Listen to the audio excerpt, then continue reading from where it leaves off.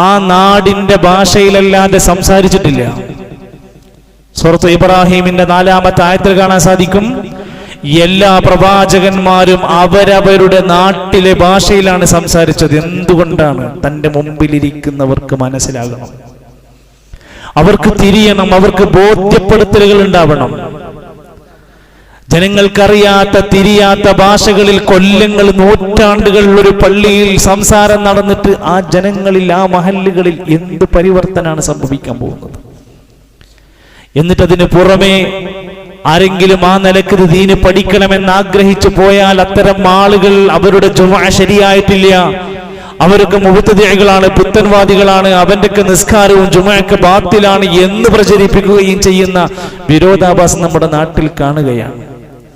സഹോദരങ്ങളെ, അല്ലാഹുവിന്റെ റസൂൽ സല്ലല്ലാഹു അലൈഹി വസല്ലം പഠിപ്പിച്ച ദീന് നമ്മൾ പഠിക്കുകയാണെങ്കിൽ ഏത് കാര്യത്തെയും സവിസ്തരം നമുക്ക് ബോധ്യപ്പെടുത്തുന്ന ചില ഹക്കുകളുണ്ട്, ചില യാഥാർത്ഥ്യങ്ങളുണ്ട്, ചില യഖീൻ ഉറപ്പുകളുണ്ട്.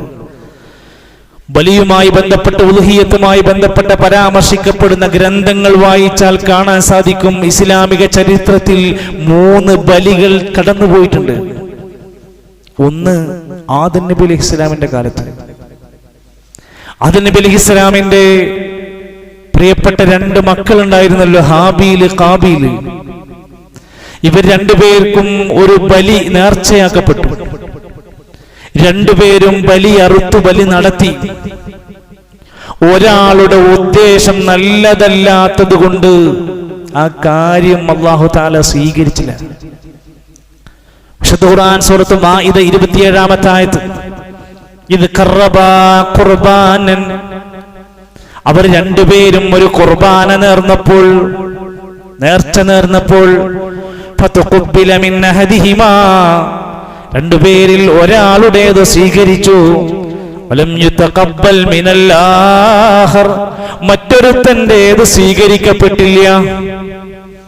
ഖാല, അപ്പോൾ സ്വീകരിക്കപ്പെടാത്ത വ്യക്തി അസൂയ കൊണ്ട് പറഞ്ഞുപോയി, ലഅഖ്തുലന്നക, ഞാൻ നിന്നെ കൊന്നുകളയും. ജ്യേഷ്ഠനാണ്, അനിയനാണ്, സഹ ഉദരൻ, ഒരു ഉമ്മയുടെ ഉദരത്തിൽ വളർന്നവൻ എന്ന അർത്ഥം വരുന്ന ഒരു സഹോദരനായിട്ട് പോലും ഇല്ല, ഞാൻ നിന്നെ കൊന്നുകളയും. ഖാൽ, അപ്പോൾ തൊട്ടടുത്ത സഹോദരൻ പറഞ്ഞു, ഇന്നമാ യതഖബ്ബലുല്ലാഹു മിനൽ മുത്തഖീൻ.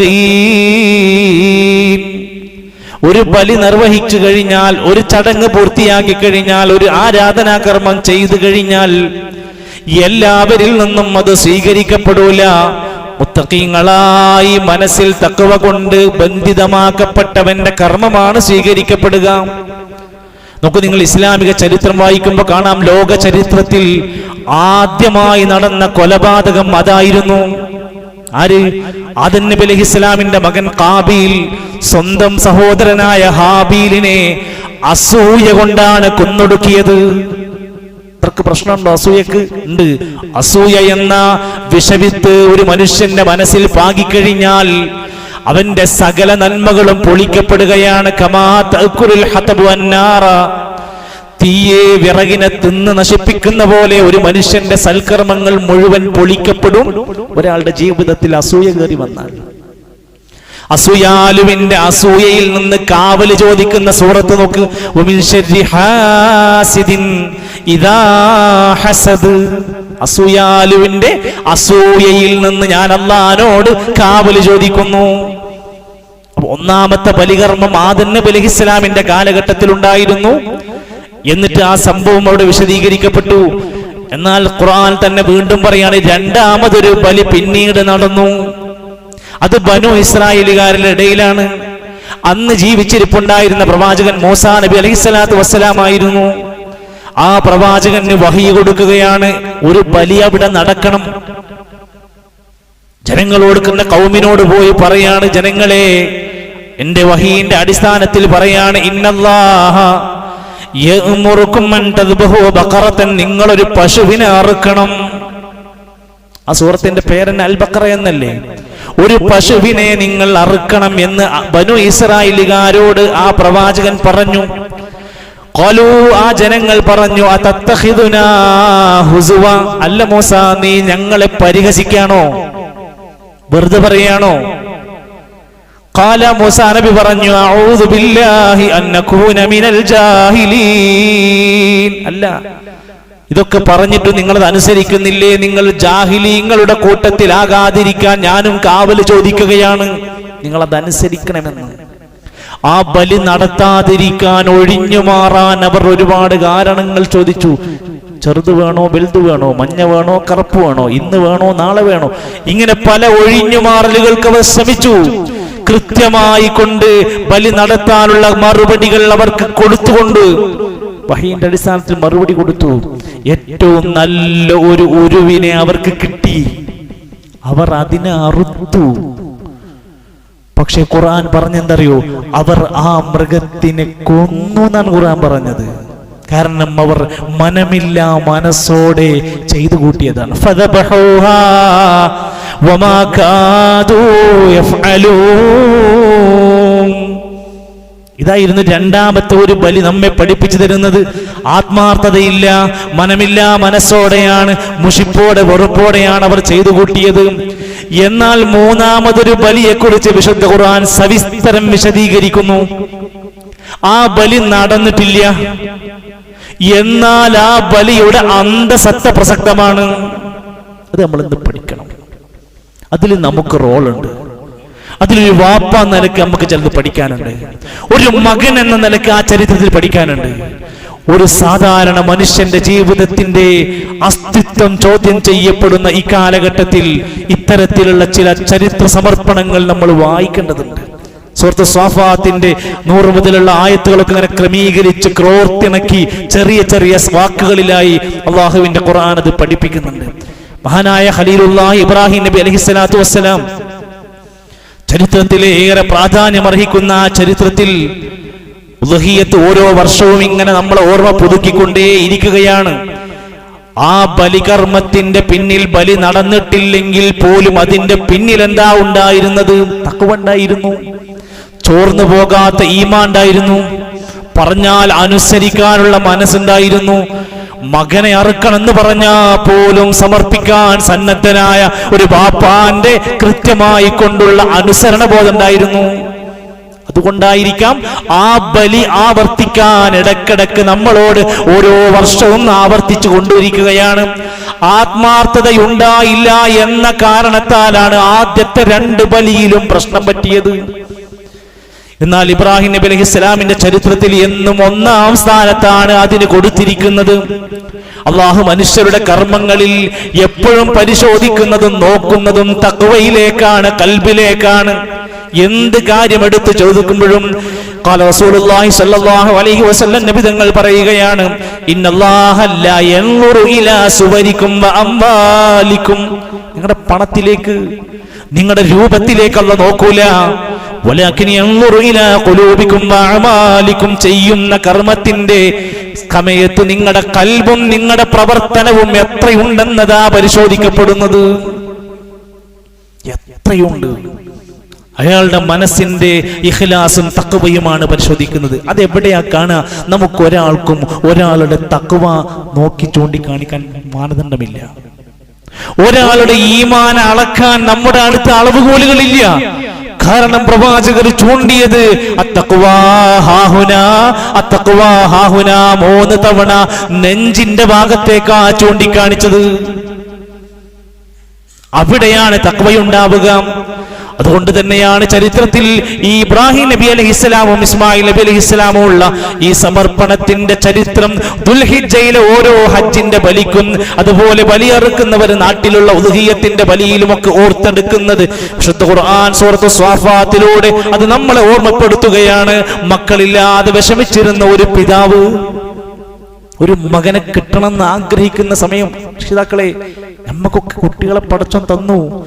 ഒരു പക്ഷേ നമ്മൾ പ്രതീക്ഷിക്കാത്ത സമയത്ത് ഇപ്പോൾ ഒരു മകൻ മകൾ വേണ്ടെന്ന് വിചാരിച്ച് എത്രയോ ആളുകൾക്ക് സന്താനങ്ങൾ ഉണ്ടായിട്ടുണ്ട്. എന്നാൽ സന്താനം കൊതിച്ചു കൊതിച്ച് പ്രാർത്ഥിച്ചിട്ടാണ് സക്കരിയാ നബിക്ക് കുട്ടികളെ കിട്ടിയത്, ഇബ്രാഹിം നബിക്ക് സന്താനത്തെ കിട്ടിയത്. ഒരുപാട് പ്രാർത്ഥിച്ചിട്ടാണ്. റബ്ബി ഹബിലി മിനസ് സാലിഹീൻ. സന്താനങ്ങൾ ഇല്ലാത്തവരുടെ വിഷമം ആലോചിച്ച് നോക്ക്. 3-4 വയസ്സുള്ള കുട്ടിയെ സ്വന്തം മാതാവ് പുഴയിലേക്ക് വലിച്ചെറിയപ്പെടുന്നു. പുഴയിൽ നിന്ന് എടുത്ത ഡെഡ് ബോഡി പോസ്റ്റ്മോർട്ടം ചെയ്തപ്പോ തൊട്ടടുത്ത ദിവസത്തിൽ പോലും ആ കുട്ടി ശാരീരികമായി പീഡിപ്പിക്കപ്പെടുന്നു. ഒരു 4 വയസ്സായ കുട്ടിയുടെ പച്ചമാംസത്തിന് പോലും യാതൊരു ദയയും കാരുണ്യവും കൽപ്പിക്കാത്ത ഈ പുതിയ കിരാതമായ കാലഘട്ടത്തിൽ ജീവിക്കുന്നവരെ, മക്കളില്ലാതെ വിഷമിക്കുന്ന ഇബ്രാഹിം നബി ഒരുപാട് കൊതിച്ചു ഒരു മകനെ കിട്ടാൻ. ഒരു സന്താനത്തിന് കൊതിച്ചിട്ടാണ്. പ്രാർത്ഥനയുടെ ഭാഗമായി, കാത്തിരിപ്പിന്റെ ഭാഗമാണ്, ക്ഷമയുടെ ഭാഗമായി, പ്രതീക്ഷയുടെ ഭാഗമായി ഒരു സന്താനത്തെ കിട്ടി. നമുക്ക് ലഭിച്ച സന്താനത്തിന്റെ പേരിൽ അൽഹംദുലില്ലാ പറഞ്ഞിട്ടുണ്ടോ? കുട്ടിക്ക് ജനിച്ചപ്പോൾ തഹ്നീക്ക് നടത്തിയിട്ടുണ്ടോ? കുട്ടിയുടെ പേരിൽ അഖീഖ അറുത്തിട്ടുണ്ടോ? ഉദ്ഹിയത്ത് അടക്കട്ടെ, അഖീഖ അറുത്തിട്ടുണ്ടോ? എത്ര ചെറുതായിട്ടാ പറഞ്ഞത്, ഒരാടിനറുക്കാനല്ലേ പറഞ്ഞത്. നിർബന്ധമല്ലെങ്കിൽ പോലും എത്ര ശക്തമായിട്ട് അമ്പിയാക്കന്മാർ നടപ്പിലാക്കിയത്. പേര് വിളിക്കാൻ പറഞ്ഞു, നല്ല പേര് വിശേഷിപ്പിക്കാൻ വേണ്ടി പറഞ്ഞു, അവർക്ക് നല്ല ദീന് കൊടുക്കാൻ വേണ്ടി പറഞ്ഞു, നല്ല സംരക്ഷണം നൽകാൻ പറഞ്ഞു. ഞാൻ പറഞ്ഞു വന്നത് ഒരു വാപ്പാന്റെ കൊതിയാണ് മകനുണ്ടാവുക, മകളുണ്ടാവുക. അങ്ങനെ കൊതിക്കുമ്പോൾ കിട്ടുന്ന ഒന്നല്ല, അള്ളാന്റെ വിധിയുണ്ടെങ്കിലേ അത് ലഭിക്കുകയുള്ളൂ. അങ്ങനെ ഇരിക്കെയാണ് ഇസ്മായിൽ അലൈഹിസ്സലാം എന്ന മകനെ കിട്ടുന്നത്. കൊതിച്ച് കാത്തിരുന്നാണ് കിട്ടുന്നത്. അവിടുന്നാണ് കൽപ്പന വരുന്നത്, ആ പൊന്നുമോനെ അറുക്കണമെന്ന കൽപ്പന. അള്ളാന്റെ ഖുർആനിലൂടെ അത് വിശദീകരിക്കാം. ഇന്നി അറാ ഫിൽ മനാമി അന്നീ അദ്ബഹുക ഫൻദുർ മാദാ തറാ. മോനെ, നിന്നെ അറുക്കണമെന്ന തീരുമാനമുണ്ട്, സ്വപ്നമാണ്, വഹിയാണ്. ഞാൻ എന്ത് ചെയ്യണം മോനെ? സ്വന്തം മക്കളെ 1 മണിക്കൂർ നേരത്തെ ദീനിന്റെ സദസ്സിലേക്ക് വിടാൻ മടി കാണിക്കുന്ന 100 കണക്കിന് വാപ്പമാരുള്ള ഈ സദസ്സിൽ ഞാൻ വീണ്ടും ചോദിക്കാണ്, സ്വന്തം മകനെ കഴുത്തിൽ കത്തിവെക്കാനുള്ള വഹി വന്നപ്പോ ഏറ്റെടുത്തൊരു വാപ്പ, സ്വന്തം മകന്റെ മകളുടെ ദീനിന്റെ തർബിയത്തിൽ ഒരു പ്രോത്സാഹനം കൊടുക്കാത്ത കുടുംബമാണ് നമ്മൾ ആലോചിക്കുക. നമുക്ക് ഈ ചരിത്രം കേൾക്കാൻ അധികാരമുണ്ടോ? മകനോട് വാപ്പ പറയാ, അറക്കണമെന്ന തീരുമാനം, ഞാൻ എന്തു ചെയ്യണം? ഖാല, ആ മകൻ കൊടുത്ത മറുപടി, യാ ബതി, എന്റെ പ്രിയപ്പെട്ട ബാപ്പാ, ഇഫ്അൽ മാ തുഅമർ, എന്താണ് അല്ലാഹുവിന്റെ കൽപ്പനയെങ്കിൽ അതങ്ങ് ചെയ്യാം. ബാപ്പാക്ക് അള്ളാന്റെ കൽപ്പന അനുസരിക്കാൻ ഞാൻ തടസ്സമല്ല. സതജിദുനി ഇൻഷാ അല്ലാഹു മിനസ് സാബിരീൻ, ക്ഷമാലുക്കളുടെ കൂട്ടത്തിൽ ഒരു മോനായിട്ട് എന്നെ കാണിച്ചു തരാം. നമ്മുടെ കുട്ടി സുബൈക്ക് പള്ളിക്ക് വരുമോ?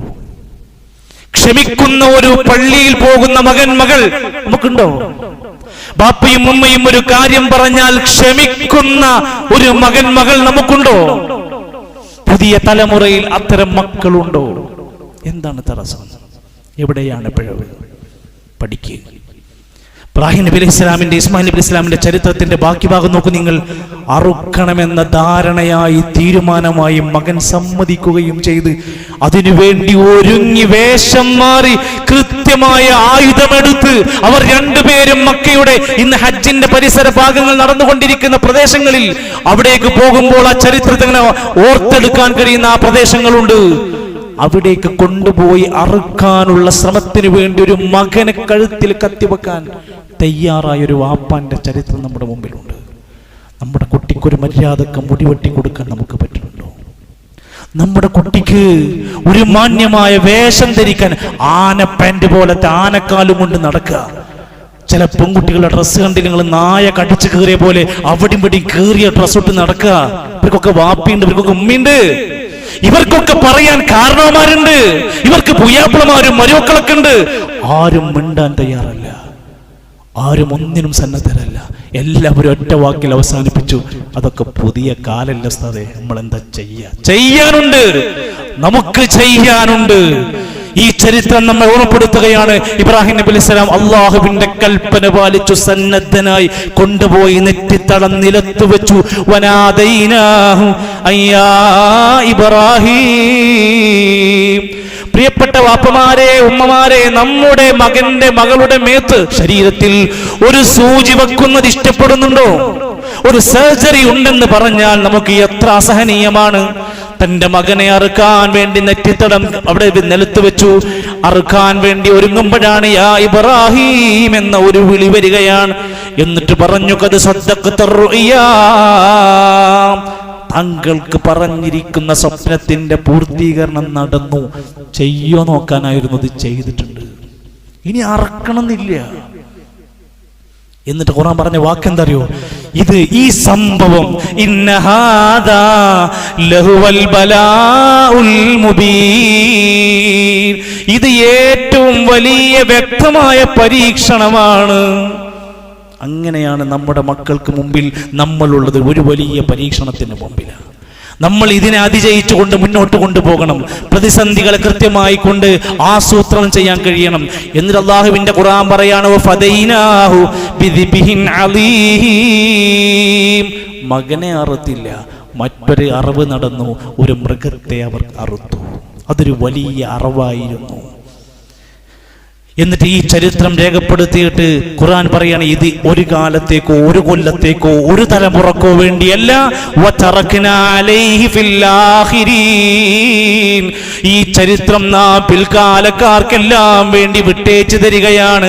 സലാമുൻ അലാ ഇബ്രാഹിം, അത് ചെയ്ത ഇബ്രാഹിമിന്റെ മേൽ സമാധാനം പുലരട്ടെ. ഈ ചരിത്രത്തിന്റെ ഒരു ഭാഗം ഇതാ, ഞാൻ അത് വിശദീകരിക്കുന്നില്ല. ഇവിടെയാണ് പ്രിയപ്പെട്ടവരെ നമുക്കും ചില റോളുകൾ നിർവഹിക്കാനുണ്ട്. ഇന്ന് സമൂഹത്തിൽ ഈ ബലിയുടെ കൃത്യമായ ലക്ഷ്യമറിയാത്ത ആളുകൾ ഒരുപാട് പേരുണ്ട്. ഇതിനെ പരിഹസിക്കുന്ന ആളുകളുണ്ട്. ഇതൊന്നും വേണ്ടെന്ന് പറയുന്ന മുസ്ലിങ്ങളുടെ കൂട്ടത്തിൽ തന്നെ ചില ആളുകളൊക്കെ ഉണ്ട്. എല്ലാ ഉമ്മത്തുകളിലേക്കും ബലി നിശ്ചയിച്ചിട്ടുണ്ട്. വലികുല്ലി ഉമ്മത്തിൻ ജഅൽനാ മൻസക, എല്ലാ ഉമ്മത്തിനും ചില ആരാധനാ കർമ്മങ്ങൾ അല്ലാഹു നിശ്ചയിച്ചു കൊടുത്തിട്ടുണ്ട്.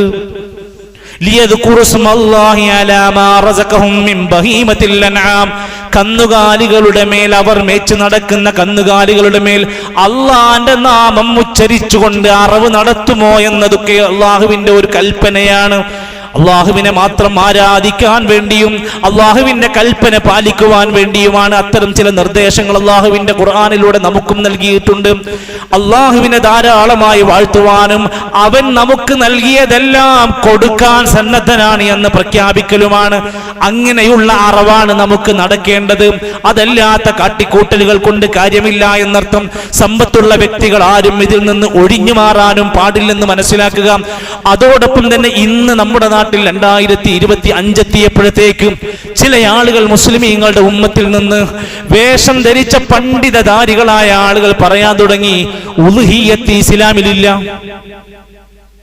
അവർ പറയുന്നത് ഉളുഹിയ്യത്ത് ഇസ്ലാമിലില്ല, ഉളുഹിയ്യത്ത് എന്ന കർമ്മം ആവശ്യമില്ല, അള്ളാഹു മൃഗങ്ങളെ ഒരിക്കലും അറക്കാൻ വേണ്ടി പറയൂല എന്ന് ചില ഖുർആനിസ്റ്റുകൾ എന്ന് വിശേഷിപ്പിക്കുന്ന വിവരം കെട്ടവരായ ആളുകൾ സമൂഹ മധ്യേ ജനങ്ങളെ വസവാസാക്കിക്കൊണ്ടിരിക്കുകയാണ്.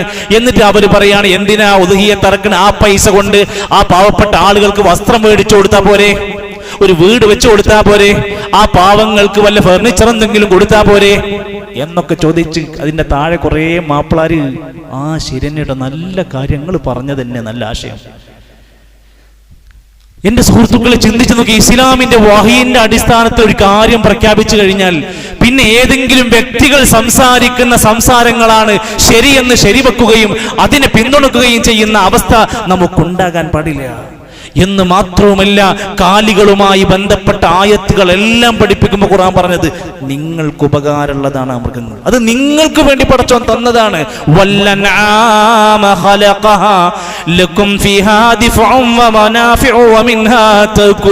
നിങ്ങൾക്ക് ഉപകാരമുണ്ട്, നിങ്ങൾക്ക് തിന്നാൻ വേണ്ടിയാണ് തന്നിരിക്കുന്നത്. നിങ്ങൾക്ക് സഞ്ചരിക്കാൻ വേണ്ടിയാണ് തന്നിരിക്കുന്നത്. വലക്കും ഫിഹാ മനാഫിഉ വലിതബ്ലുഗു അലൈഹാ ഹാജ, നിങ്ങളുടെ ആവശ്യങ്ങൾ പൂർത്തീകരിക്കാൻ വേണ്ടി തന്നതാണ്. അതുകൊണ്ട് മനുഷ്യരോട്, ജന്തുജീവജാലങ്ങളോട് നീതി പാലിക്കുന്ന നിയമമേ ഇസ്ലാമിലുള്ളൂ. പ്രത്യേകിച്ചും വിശുദ്ധ ഖുർആനിന്റെ കൽപ്പനകളിലൊക്കെ അത്ര തന്നെയുള്ളൂ. അതുകൊണ്ടാണ് അറവ് നടത്തുന്ന മൃഗങ്ങളിൽ ഒരുപാട് മര്യാദകൾ പഠിപ്പിച്ചു. രോഗികളെ അറവ് നടത്തരുത്, ഗർഭിണികൾ പിടിച്ചറക്കരുത്, വൈകല്യമുള്ളതിനെ പിടിച്ചറക്കരുത്, ഒരുപാട് നിബന്ധനകൾ പഠിപ്പിച്ചു. അറവ് നടത്തുന്നവൻ മര്യാദയുള്ളവനാവണം, മൃഗത്തിന് സാവകാശം കൊടുക്കണം, കത്തി മൂർച്ചയുള്ളതായിരിക്കണം. ഒരുപാട് നിബന്ധനകൾ വെച്ചിട്ട് തന്നെയാണ് ഇസ്ലാം അത് പഠിപ്പിച്ചിരിക്കുന്നത്. അതോടൊപ്പം തന്നെ ഉദ്ഹിയത്തിന്റെ മാംസവുമായി ബന്ധപ്പെട്ടും അതിൽ നിന്ന് തന്റെ വ്യക്തി പലപ്പോഴും ആളുകൾ ചോദിക്കുന്ന സംശയമാണ്, നമുക്കിന്ന് എടുക്കാൻ പറ്റുമോ? സഹോദരങ്ങളെ, നേർച്ചയുടെ മൃഗമാണെങ്കിൽ ഞാനൊരു മൃഗത്തിനെ നേർച്ചയാക്കിയാൽ ആ നേർച്ച മൃഗത്തിന്റെ ഒരു ഇറച്ചിയും എനിക്ക് ഉപയോഗിക്കാൻ പാടില്ല, ആ കുടുംബത്തിന് ഉപയോഗിക്കാൻ പാടില്ല. ഒരു മൃഗത്തിനെ ഞാൻ സ്വതക്കയായി അറുത്തിട്ട് എല്ലാവർക്കും വിതരണം ചെയ്യാൻ തീരുമാനിച്ചു. എൻ്റെ കുടുംബത്തിന് അറക്കുന്ന ആൾക്ക് 1/3 വിഹിതം എടുക്കാം. അഖീഖ അറക്കുന്ന വ്യക്തിക്ക് ആ കുടുംബത്തിന് 1/3 ഭാഗം എടുക്കാം. ഉളുഹിയ്യത്ത് അറക്കുന്ന വ്യക്തിക്ക് ആ കുടുംബത്തിന് 1/3 ഭാഗം എടുക്കാം. കൂടുതലും സ്വതക്ക ചെയ്യുകയാണ് വേണ്ടത്. ഖുർആൻ പറഞ്ഞു, ഫകുലൂ മിൻഹാ, നിങ്ങളും അതിൽ നിന്ന് കഴിച്ചോളൂ. വഅത്ഇമുൽ ബായിസൽ ഫഖീർ, ഫഖീറായ പാവപ്പെട്ട ജനങ്ങളെയും നിങ്ങൾ ധാരാളമായി തീറ്റിപ്പിക്കുകയും ചെയ്തോളൂ. ഇതൊക്കെ ഇസ്ലാമിക ചരിത്രത്തിന്റെ പിൻബലങ്ങളിൽ നമ്മൾ വായിക്കുമ്പോൾ ഓരോ ബലിക്കും ഓരോ കർമ്മങ്ങൾക്കും ഹജ്ജിനും നോമ്പിനും എല്ലാത്തിൻ്റെയും പിന്നിലൊരു അന്തസത്തയുണ്ട് എന്നും അത് ഉൾക്കൊണ്ടുകൊണ്ട് നമ്മുടെ ജീവിതത്തെ ശുദ്ധീകരിക്കാനും ഇനിയും ഉദ്ഹിയത്തിൽ പങ്കാളികളാവാത്ത ആരെങ്കിലും മടിച്ചു നിൽക്കുന്നുവെങ്കിൽ അവസാന തീയതികൾ നമ്മുടെ പള്ളിയിലെ അതിൻ്റെ ഷെയർ കൂടേണ്ടുന്ന അവസാന സമയമായിക്കൊണ്ടിരിക്കുകയാണ്. ദുൽഹിജ്ജ 1 എത്തിക്കഴിഞ്ഞാൽ അവർക്ക് മുടി നീക്കം ചെയ്യാനോ നഖം വെട്ടാനൊന്നും പറ്റാത്തത് കൊണ്ട് തന്നെ അതിന് മുമ്പേ നേരത്തെ റെഡിയായി ഒരുങ്ങാൻ നമ്മളെല്ലാവരും ഉണ്ടാവണം. ഈ കാര്യത്തിൻ്റെ പിന്നിൽ നമ്മുടെ മനസ്സ് ഏറ്റവും ശുദ്ധമാക്കി വെച്ചുകൊണ്ട് ആത്മാർത്ഥമായി നമ്മുടെ കുടുംബമൊക്കെ അതിൻ്റെ കൂടെ ഉണ്ടാവണമെന്ന് സൂചിപ്പിക്കുകയാണ്. അല്ലാഹു സുബ്ഹാനഹു വ തആല സ്വാലിഹീങ്ങളിൽ, മുഅ്മിനീങ്ങളിൽ, മുത്തഖീങ്ങളിൽ, മുഹ്സിനീങ്ങളിൽ നമ്മെ എല്ലാം ഉൾപ്പെടുത്തി അനുഗ്രഹിക്കുമാറാകട്ടെ.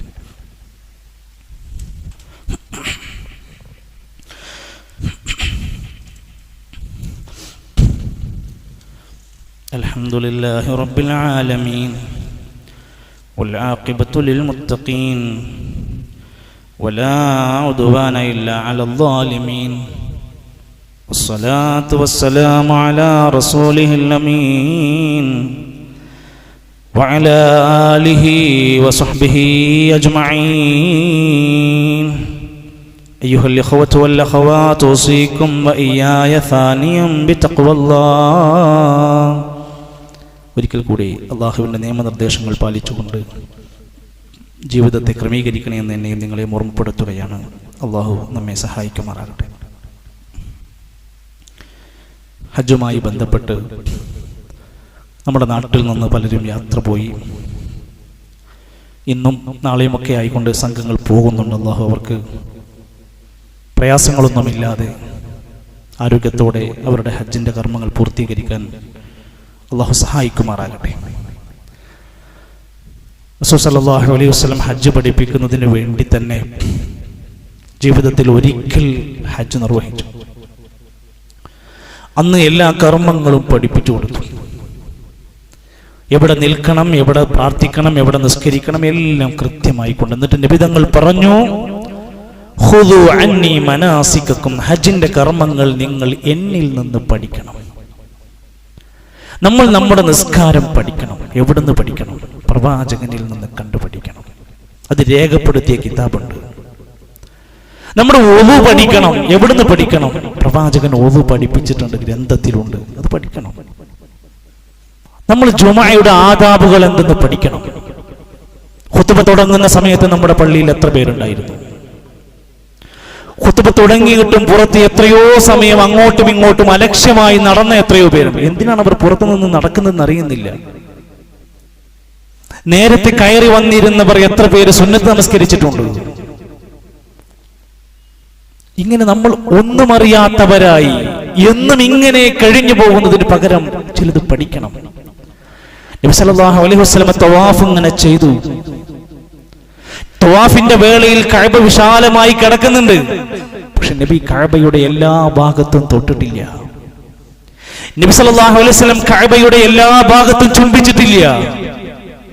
അതെന്താ അങ്ങനെ ചെയ്യാത്തത്? അവിടെ എന്തെങ്കിലും കേടുപാടുകളുണ്ടോ? അതൊരു പഠിപ്പിക്കൽ, ഇതൊരു വഹീന്റെ അടിസ്ഥാനത്തിൽ നബിക്ക് പഠിപ്പിച്ചു കൊടുത്തു. കഅബയുടെ 4 മൂലകളിൽ റുക്നുൽ യമാനി എന്നറിയപ്പെടുന്ന ഹജറുൽ അസ്വദിന്റെ തൊട്ടടുത്തുള്ള ആ മൂലയിൽ ആക്കലിൽ നബി തങ്ങൾ കൈകൊണ്ട് തൊട്ടിട്ടുണ്ട്. അവിടെ തൊടൽ നമുക്ക് സുന്നത്താണ്. ഹജറുൽ അസ്വദിലേക്ക് എത്തിക്കഴിഞ്ഞാൽ നബി സല്ലല്ലാഹു അലൈഹി വസല്ലം ഹജറുൽ അസ്വദ് ചുംബിക്കാറുണ്ട്. വേറെ എത്ര കല്ലുണ്ട് അവിടെ? അവിടെയാണ് ഇസ്ലാം പഠിപ്പിക്കുന്നത്. ഇസ്ലാമിലുള്ള ഒരു കാര്യമെന്ന് പറഞ്ഞാൽ മൻ അമില അമലൻ ലൈസ അലൈഹി അംറുനാ ഫഹുവ റദ്ദുൻ. നാം പഠിപ്പിക്കാത്ത വല്ല പ്രവർത്തനങ്ങളും ആരെങ്കിലും ചെയ്തു കൂട്ടുകയാണെങ്കിൽ അത് തള്ളണം, ഒഴിവാക്കണം. അത്തരത്തിലുള്ള കാര്യങ്ങൾ നിങ്ങൾ തള്ളണം. നബി തങ്ങൾ പറഞ്ഞു, ലാ തജ്അൽ ഖബരി ഈദാ, ഒരിക്കലും നിങ്ങൾ എന്റെ ഖബറിനെ ഒരു ഈദാക്കി, ഉത്സവ പറമ്പാക്കി മാറ്റരുത്, ആഘോഷ കേന്ദ്രമാക്കി മാറ്റരുത്. വസല്ലു അലയ്യ, നിങ്ങൾ എന്റെ ഖബറിന്റെ ചാരത്ത് വന്നാലും നിങ്ങൾ സ്വലാത്ത് ചൊല്ലുക. ഫഇന്ന സ്വലാത്തുക്കും തബ്ലുഗ്നി ഹൈസു കുൻതും, നിങ്ങൾ എവിടെ വെച്ച് സ്വലാത്ത് ചൊല്ലിയാലും അത് എനിക്ക് എത്തിക്കപ്പെടുന്നതാണ്. അതുകൊണ്ട് നബി സല്ലല്ലാഹു അലൈഹി വസല്ലമന്റെ ഖബറിന്റെ അടുത്തുകൂടെ ഒരാൾ പോവുകയാണെങ്കിൽ ഖബറുമ്മ തൊടൽ സുന്നത്തില്ല. നബി തങ്ങളുടെ ഖബറുകൾ പോയി തവാഫ് ചെയ്യൽ സുന്നത്തില്ല. എന്തുകൊണ്ടില്ല? ഇസ്ലാമിൽ അത് പഠിപ്പിച്ചില്ല. അത് വിലക്കിയ സംഭവങ്ങൾ ധാരാളമുണ്ട് താനും. മഹാനായ ശൈഖുൽ ഇസ്ലാം ഇബ്നു തൈമിയ്യ റഹ്മത്തുള്ളാഹി അലൈഹി പറയാണ്, ഭൂമിയിൽ പരിശുദ്ധ കഅബാലയം ഒഴികെ മറ്റൊരു സ്ഥലവും തവാഫ് ചെയ്യാൻ പാടില്ല. നമ്മുടെ നാട്ടിലത്തെ എത്ര ദർഗകളിലാണ് തവാഫ് നടന്നുകൊണ്ടിരിക്കുന്നത്. ഉള്ളാൾ ദർഗയിൽ ഉറൂസ് കഴിഞ്ഞു, ആണും പെണ്ണും ഒന്നടങ്കം നിരത്തി. ഒരു ഹിജാബിന്റെ ആയത്തും പ്രശ്നമില്ല, ഫിത്തിന പ്രശ്നമില്ല, ഒരു പ്രശ്നമില്ല. പള്ളി പോയാൽ മാത്രം തലവേദനിക്കുന്ന കുറെ ആളുകളുണ്ട്. എന്ത് കൂത്തരങ്ങ നടന്നുകൊണ്ടിരിക്കുന്നത്. കൊണ്ടോട്ടി നേർച്ചയുടെ ആ റാലി പരിശോധിച്ച് നോക്കൂ നിങ്ങൾ. ആന ഇളകിയ പോലെ കുതിര ഇളകിക്കൊണ്ടിരിക്കുന്നു. ഖബറുകളെ ഉത്സവ പറമ്പാക്കി മാറ്റിക്കൊണ്ടിരിക്കുക. നബി പറയാണ്, എന്റെ ഖബറിനെ നിങ്ങൾ ഈദാക്കി മാറ്റരുത്. വിലക്കപ്പെട്ടു. ലോകത്ത് തവാഫ് ചെയ്യാൻ അനുവദിക്കപ്പെട്ടത് കഅബാലയമാണെന്ന് മുസ്ലിം ലോകത്ത് ഇജ്മാ ഉണ്ട്. ബൈത്തുൽ മുഖദ്ദസിന്റെ അടുത്തൊരു വലിയ പാറയുണ്ട്, അതിന്റെ ചരിത്രമുണ്ട്. നിങ്ങൾ ആ പാറയെ തവാഫ് ചെയ്യരുത്. നബി സല്ലല്ലാഹു അലൈഹി വസല്ലമന്റെ വീട് നിൽക്കുന്ന സ്ഥലമുണ്ട് മക്കത്ത്, നിങ്ങൾ അവിടെ തവാഫ് ചെയ്യരുത്. അറഫ മലക്ക് മുകളിൽ ഒരു സ്തൂപമുണ്ട്, നിങ്ങൾ അവിടെ തവാഫ് ചെയ്യരുത്. അതൊക്കെ സന്ദർശിക്കാം പോരാ. ഇവിടെയാണ് ഇസ്ലാമിന്റെ ഹിക്മത്ത് നമ്മൾ മനസ്സിലാക്കുന്നത്. ഒരു കാര്യം ചെയ്യേണ്ടത് എപ്പോൾ, എവിടെ, എങ്ങനെ പഠിപ്പിക്കപ്പെട്ടിട്ടുണ്ട്. ഹജറുൽ അസ്വദിന്റെ അടുത്തുകൂടെ നബി സല്ലല്ലാഹു അലൈഹി വസല്ലം പോയി ഹജറുൽ അസ്വദ് ചുംബിച്ച രംഗം ഉമർ ഖത്താബ് തങ്ങൾ കണ്ടു. ഉമർ ഖത്താബ് തങ്ങള് ഹജ്ജിന് പോകുന്ന വേളയില്ല, കല്ലിന്റെ അടുത്തെത്തി, കല്ലിനെ ചുംബിച്ചു. നബി തങ്ങളുടെ ആ പാത പിൻപറ്റുകൊണ്ടത് ചെയ്തപ്പോഴും പറഞ്ഞു, ഇന്നി അഅലമു ഹജറുൽ അസ്വദേ, എനിക്കറിയാം, അന്നക ഹജറുൻ, നീ ഒരു കല്ലാണ്, ലാ തളുറു വലാ തൻഫഉ, നിന്നെ തൊട്ടത് കൊണ്ടോ ചുംബിച്ചത് കൊണ്ടോ നിനക്ക് ഒരു ഉപകാരമോ ഉപദ്രവമോ ഞങ്ങൾക്ക് ചെയ്യാൻ പറ്റൂല. വലൗലാ അന്നി റഅയ്തു നബിയ സല്ലല്ലാഹു അലൈഹി വസല്ലം യുഖബ്ബിലുക, എന്റെ നബി നിന്നെ ചുംബിക്കുന്നത് ഞാൻ കണ്ടില്ലായിരുന്നുവെങ്കിൽ ഞാനും ചുംബിക്കൂലായിരുന്നു. മാ ഖബ്ബൽതുക, ഞാനും ഹജറുൽ അസ്വദേ നിന്നെ ചുംബിക്കൂലായിരുന്നു. അത്രേ ഉള്ളൂ. നബി ചെയ്തു, ഞങ്ങളത് പാലിക്കുന്നു. അതിനപ്പുറത്ത് ആരും ഹജറുൽ അസ്വദിനെയോ കഅബാലയത്തെയോ അതിന്റെ കല്ലിനെയോ ആരാധിക്കുകയോ പൂജിക്കുകയോ ചെയ്യുന്നില്ല എന്ന് കൂടെ മനസ്സിലാക്കുക. അതേപോലെ തന്നെ ഹദീസിൽ കാണാൻ സാധിക്കും, റസൂൽ സല്ലല്ലാഹു അലൈഹി വസല്ലമ അവിടുന്ന് പഠിപ്പിക്കുകയാണ് 4 കാര്യങ്ങൾ. അലി റളിയല്ലാഹു അൻഹു പറയാണ്, എനിക്ക് പഠിപ്പിച്ചു തന്നു എന്റെ നബി. ഹദ്ദസനി റസൂലുള്ളാഹി സ്വല്ലല്ലാഹു അലൈഹി വസല്ലം ബി4 കലിമാത്തിൻ, 4 കലിമാത്തുകൾ എനിക്ക് പഠിപ്പിച്ചു തന്നു. 1, ലഅനല്ലാഹ്, അല്ലാഹ് ശപിച്ചിരിക്കുന്നു, മൻ ദബഹ ലിഗൈരില്ലാഹ്, അല്ലാഹു വല്ലാത്തവർക്ക് ബലിയറുക്കുന്നവരെ. ഏത് മഹാനായിക്കോട്ടെ, എത്ര ശൈഖായിക്കോട്ടെ, ഹോജരാജാവ് ആരോ ആവട്ടെ, അല്ലാഹു അല്ലാത്തവരുടെ തൃപ്തിക്ക് വേണ്ടി ബലി നടത്തുന്നവനെ അല്ലാഹ് ശപിച്ചിരിക്കുന്നു. അള്ളാന്റെ കൂലിട്ടാൻ വേണ്ടിയാണോ ചെയ്യുന്നത്? അല്ലാഹ് ശപിച്ചിരിക്കുന്നു. 2, വലഅനല്ലാഹു മൻ ആവാ മുഹദ്ദിസാ, ദീനിലില്ലാത്ത പുതിയ പുതിയ ആശയങ്ങളും ആചാരങ്ങളും ഉണ്ടാക്കുന്നവന്, അഭയം നൽകുന്നവനെ അല്ലാഹു ശപിച്ചിരിക്കുന്നു. അവനെ അകറ്റി നിർത്തേണ്ടവനാണ്. 3, വലഅനല്ലാഹ്, അല്ലാഹ് ശപിച്ചിരിക്കുന്നു, മൻ ലഅന വാലിദൈഹി, മാതാപിതാക്കളെ ശപിക്കുന്നവരെ അല്ലാഹ് ശപിച്ചിരിക്കുന്നു. ഉമ്മാനുപ്പാനെയും എന്തെങ്കിലും കാരണം കൊണ്ട് ശപിച്ചവരാരെങ്കിലും ഉണ്ടെങ്കിൽ ശാപം നിനക്ക് കിട്ടി, അള്ളാന്റെ ശാപം നിനക്കുണ്ടായിരിക്കും. 4 വലഅനല്ലാഹ് അല്ലാഹ് ശപിച്ചിരിക്കുന്നു മൻ ഗയ്യറൽ മനാർ ഭൂമിയിലെ അതിരുകളിൽ മാറ്റം വരുത്തുന്നവരെ ശപിച്ചിരിക്കുന്നു. മറ്റോന്റെ തൊട്ടടുത്തുള്ളവന്റെ ഭൂമി നമ്മുടെ വേലിന്റെ ഉള്ളിൽ കെട്ടിയിട്ടുണ്ടെങ്കിൽ 1/2 സെന്റ് ഭൂമിയാ കെട്ടിയിട്ടുണ്ടാവുക. നഷ്ടം. അല്ലാഹ് ശപിച്ചിരിക്കുന്നു മറ്റൊരു തന്റെ അതിര് സ്വന്തത്തിലേക്ക് ചേർക്കപ്പെട്ടവൻ. നിസ്സാരമല്ല. അല്ലാഹ് ശപിച്ചു എന്ന് പറഞ്ഞാൽ അല്ലാഹുവിന്റെ കാരുണ്യത്തിൽ നിന്ന് അകറ്റപ്പെട്ടു എന്ന്. അള്ളാഹു നമ്മയെല്ലാം കാത്തുരക്ഷിക്കുമാറാകട്ടെ. ദീനിന്റെ ഷിആറുകളെ, ചിഹ്നങ്ങളെ ബഹുമാനിച്ചുകൊണ്ടും അതിന്റെ കാര്യങ്ങളെ പഠിച്ചു മനസ്സിലാക്കിയും ജീവിതത്തെ ക്രമീകരിക്കാൻ അള്ളാഹു നമുക്കെല്ലാം തൗഫീഖ് പ്രദാനം ചെയ്യുമാറാകട്ടെ. ഫലസ്തീനിന്റെ മണ്ണിൽ ചോര പൈതലുകൾ കരഞ്ഞുകൊണ്ട് മരിച്ചു വീഴുകയാണ്. കുടിക്കാൻ മുലപ്പാലില്ല, കൊടുക്കാൻ അവർക്ക് ഭക്ഷണമില്ല, ചികിത്സിക്കാൻ അവർക്ക് ആശുപത്രികളില്ല. ഓരോരുത്തർക്കും ചെയ്യാവുന്നത് അവർ ചെയ്യട്ടെ. രാഷ്ട്ര നേതാക്കന്മാർക്കും പൗരപ്രമുഖന്മാർക്കും സംഘടനകൾക്കും ഒക്കെ ചെയ്യാനുള്ളത് അവർ ചെയ്യട്ടെ. ഒരു സാധാരണക്കാരനായ ഞാനും നിങ്ങളുമൊക്കെ അള്ളാഹുവിലേക്ക് നമ്മുടെ ആത്മാർത്ഥമായ സന്ദർഭങ്ങളിലെ പ്രാർത്ഥനകളിൽ അവർക്ക് വേണ്ടി ദുആ ചെയ്യുക. അള്ളാഹു എത്രയും വേഗത്തിൽ അവർക്ക് പൂർണ്ണമായ സമാധാനം നൽകി അവരെ അനുഗ്രഹിക്കുമാറാകട്ടെ. സഹോദരങ്ങൾ, നമ്മുടെ ഒരു ആദർശ സഹോദരി കിഡ്നി മാറ്റിവെക്കൽ സർജറിക്ക് വേണ്ടി റെഡിയായിരിക്കുകയാണ്. അവരുടെ സ്വന്തം മാതാവാണ് കിഡ്നി നൽകാമെന്ന് പറഞ്ഞിരിക്കുന്നത്. നമ്മുടെ തൊട്ടടുത്ത പ്രദേശത്ത് നമ്മുടെ ഒരു ആദർശ സഹോദരി, അവർക്ക് 2 പേർക്കും അള്ളാഹു പൂർണ്ണമായ അതിൻ്റെ ചികിത്സകൾ ഫലപ്രദമായി ആഫിയത്തോടെ ജീവിക്കാനുള്ള തൗഫീഖ് അള്ളാഹു പ്രദാനം ചെയ്യുമാറാകട്ടെ. ഉദ്ഹിയ്യത്തിന്റെ അവസാന തീയതികളായിട്ടുണ്ട്.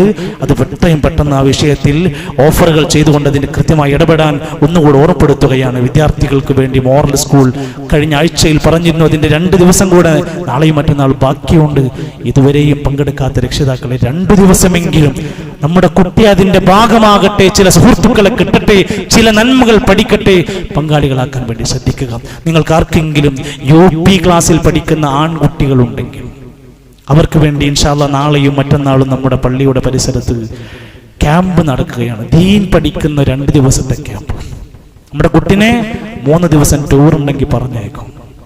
നമ്മുടെ കുട്ടിനെ നാട്ടിലെ എല്ലാ ടൂർണമെന്റുകൾക്ക് പറഞ്ഞയക്കും. കുട്ടികൾക്ക് നിസ്കാരവും പ്രാർത്ഥനകളും പഠിപ്പിക്കുന്ന 2 ദിവസത്തെ ക്യാമ്പ് UP ക്ലാസ്സിലെ ആൺകുട്ടികൾക്ക് മാത്രമാണ്. 1000 രൂപ ഫീസ് കൊടുത്തുകൊണ്ട് തന്നെ പ്രൊഫഷണൽ ആയിക്കൊണ്ട് തന്നെയാണ് അത് നടത്തുന്നത്. രക്ഷിതാക്കളെല്ലാം തൻ്റെ കുടുംബത്തിന്റെ ഭദ്രതയ്ക്ക് വേണ്ടി അക്കാര്യത്തിൽ സഹകരിക്കണമെന്ന് സൂചിപ്പിക്കുകയാണ്. അള്ളാഹു നമ്മുടെ സദുദ്ദേശ പ്രവർത്തനങ്ങളെല്ലാം വിജയിപ്പിക്കുമാറാകട്ടെ. അള്ളാഹുവെ, ഞങ്ങളുടെ ചെറുതും വലുതുമായ പാപങ്ങൾ ഞങ്ങൾക്ക് പുറത്ത് മാപ്പ് നൽകണമേ.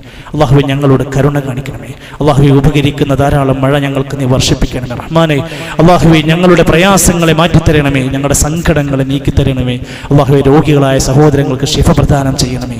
അല്ലാഹുമ്മ ഗ്ഫിർ ലിൽ മുഅ്മിനീന വൽ മുഅ്മിനാത്ത് വൽ മുസ്ലിമീന വൽ മുസ്ലിമാത്ത് അൽഹയാഇ മിൻഹും വൽ അംവാത്ത്. അല്ലാഹുമ്മ അഇസ്സൽ ഇസ്ലാമ വൽ മുസ്ലിമീൻ വഅദിൽ അശ്ശിർക വൽ മുശ്രികീൻ. അല്ലാഹുമ്മ അഗ്സ് ബി അഹ്ലി ഫലസ്തീൻ. അല്ലാഹുമ്മ അഗ്സ് ബി അഹ്ലി ഫലസ്തീൻ. അല്ലാഹുമ്മ റബ്ബനാ തഖബ്ബൽ മിന്നാ ഇന്നക അൻതസ് സമീഉൽ അലീം وتب علينا إنك أنت التواب الرحيم. توفنا مسلمين والحقنا بالصالحين. وصلى الله على نبينا محمد والحمد لله رب العالمين.